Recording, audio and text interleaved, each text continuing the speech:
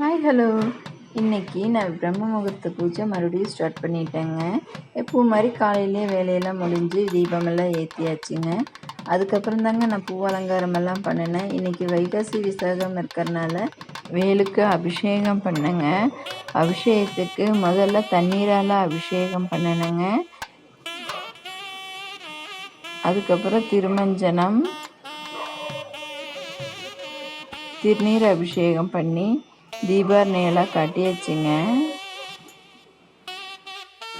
தேன் அபிஷேகம், பால் அபிஷேகம், பன்னீர் அபிஷேகம், அபிஷேகமெல்லாம் நல்லபடியாக முடிஞ்சு தீபாரணையெல்லாம் காட்டியாச்சுங்க. வேல் வைக்கிறதுக்கு முன்னால் தட்டில் நிறைய பச்சரிசி நிரப்பி அதுக்கு மேலே தாங்க வேல் வைக்கணும். வெறும் விதமாக வேல் வைக்கக்கூடாதுங்க. வேலுக்கெல்லாம் அலங்காரம் போட்டு வச்சு பூவெல்லாம் வச்சு விளக்கு ஏற்றியாச்சுங்க. கார்த்திகை விளக்கு 6 தீபம் போட்டேங்க. நான் இன்னைக்கு வெற்றிலை தீபத்தில் நெல்லிக்கனி தீபம் போட்டேங்க. எங்கள் வீட்டில் சின்ன சின்ன வெற்றிலை தாங்க இருக்குது. அதனால் சின்ன சின்ன வெற்றிலை போட்டு நான் தீபம் போட்டுட்டேங்க. நெல்லிக்கனி தீபம் முருகனுக்கு நெல்லிக்கனி தீபம் போடுறது ரொம்ப விசேஷங்க.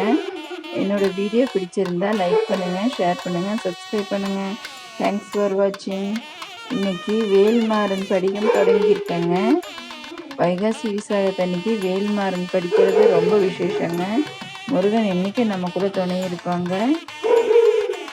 தேங்க்ஸ் ஃபார் வாட்சிங். என்னோடய வீடியோ பிடிச்சிருந்தா லைக் பண்ணுங்கள், ஷேர் பண்ணுங்கள், சப்ஸ்கிரைப் பண்ணுங்கள்.